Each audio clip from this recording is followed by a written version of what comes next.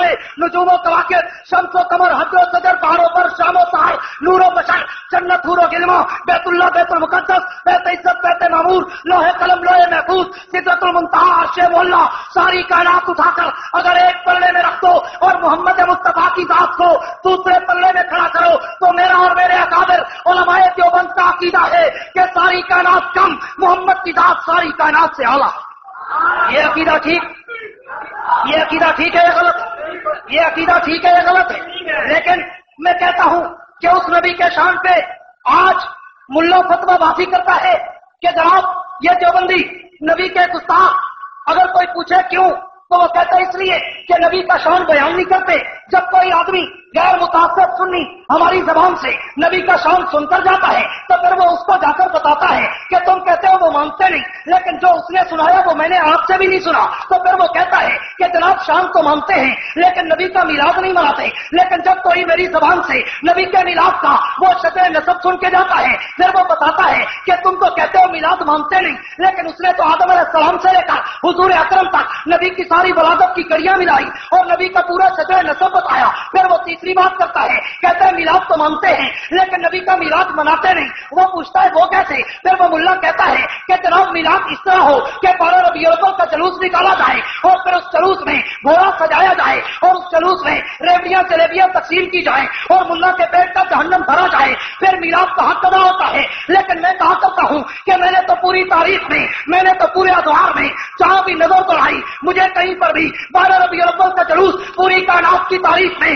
آج تک نظر نہیں آیا۔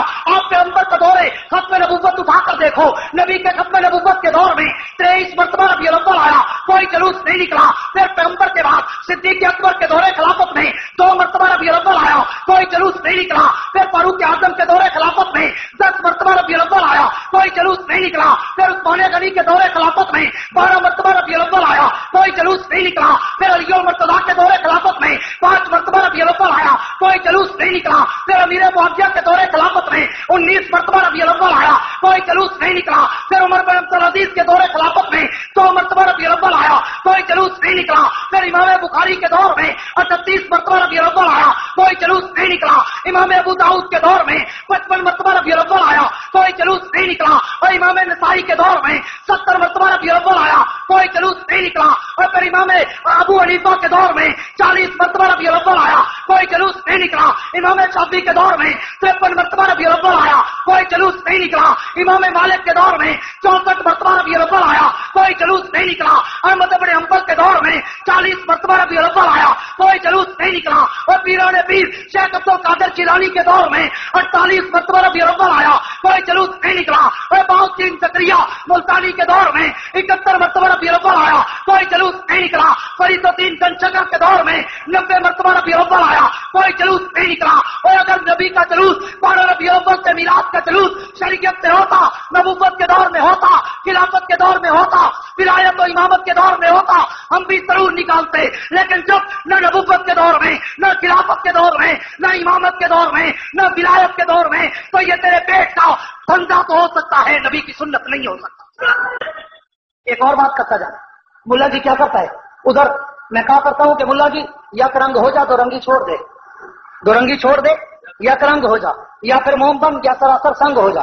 ادھر کہتا ہے نبی حاضر و ناظر، توجہ کرنا، ادھر کہتا ہے نبی حاضر و ناظر، اور ادھر کیا کرے گا؟ 2 کلو جلیبیاں نظر آئی کہے گا کھڑے ہو جاؤ، کھڑے ہو جاؤ، حضور آ گئے، حضور آ گئے۔ جو حاضر ناظر ہوتا ہے وہ آتا جاتا ہے، بولو، جو حاضر ناظر ہوتا ہے وہ آتا جاتا ہے۔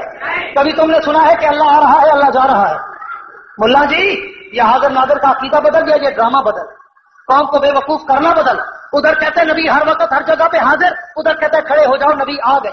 اس کا مطلب ہے پہلے نہیں تھے اب آ گئے، اور جو پہلے نہ ہو اب آئے وہ حاضر ناظر۔ سارے بولو حاضر ناظر نہیں ہوتا۔ لیکن میں کہتا ہوں ملا یہ بھی جھوٹ بکتا ہے کہ کھڑے ہو جاؤ نبی آ گئے۔ اب وہ کرتا کیا ہے؟ ایک عام آدمی کو پکڑے گا، تاجر کو، سرمایہ کار کو، زمیندار کو، اور کہے گا ربیع الاول آیا، نبی کا میلاد نہیں منانا۔ وہ بیچارہ نبی کے نام پہ مرتا ہے، عاشق ہے، دل سے عشق رکھتا ہے۔ وہ کہتے ہیں مولوی صاحب کیسے میلاد منائیں؟ وہ کہے گا بکرے، حلوے، زردے، پلاؤ پکاؤ، پھر نبی آئیں گے، پھر نبی آئیں گے۔ اب اس بیچارے نے خرچہ کیا، چاہے وہ غریب ہے یا امیر ہے، چاہے اس کے گھر کی روٹی ہے یا نہیں، اس نے حلوے، بکرے، زردے کی دیگیں پکائی، اور ملا جی نے سب سے پہلے بڑے بڑے تھال بڑی بڑی جناب ڈشیں بھر کے بوٹیوں کے ساتھ اپنے سامنے رکھی کہ میں ختم پڑھوں گا، یہ اپنے گھر بھیجوں گا تب حلال ہوگا وگرنہ حرام ہوگا۔ اب جب وہ سامنے آئی پھر اچانک کہا کھڑے ہو جاؤ کھڑے ہو جاؤ، حضور آ گئے۔ اب اس بیچارے نے کہا جس نے خرچہ کیا تھا، اس نے کہا مولوی صاحب مجھے تو نظر نہیں آئے، مولوی صاحب مجھے تو نظر، سارے بولو مجھے تو نظر۔ پھر ملا کا فراڈ سن کہتے وہ کملی بڑی کہلی ہے تیری اکھ نہیں ویکھن والی ہے۔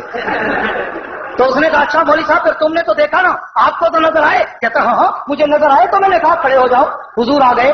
اب یہ بتاؤ کہ میں یہاں تقریر کرنے آؤں، مجھے دعوت تو کرے مولانا عبدالخالق صاحب، ہاں میرا اشتہار چھاپیں وہ، مجھے فیس دیں وہ، مجھے ٹکٹ دیں وہ، مجھے بلوائیں وہ، میرا انتظام کھانا پروٹوکول اور نعرے سب کچھ کریں وہ، لیکن میں جب یہاں آ جاؤں میں ان سے ملنا شروع کر دوں اور ان کو سلام ہی نہ کروں، یہ ظلم ہوگا یا انصاف ہوگا؟ سارے بولو یہ ظلم ہوگا یا انصاف ہوگا؟ میرا نبی ظالم ہے یا منصف ہے؟ سارے بولو میرا نبی ظالم ہے یا منصف ہے؟ کوئی اگر نبی نے آنا ہوتا نبی اس کو اپنا دیدار کراتا جس غریب کا خرچہ ہوا تھا، اس حرامی ملا کو نہ کراتا۔ یہ اس کا فراڈ ہے کہ خرچہ اس کا نخرے اس کے، خرچہ وہ کمائے اور نبی دیدار اس ملا کو کراتا ہے۔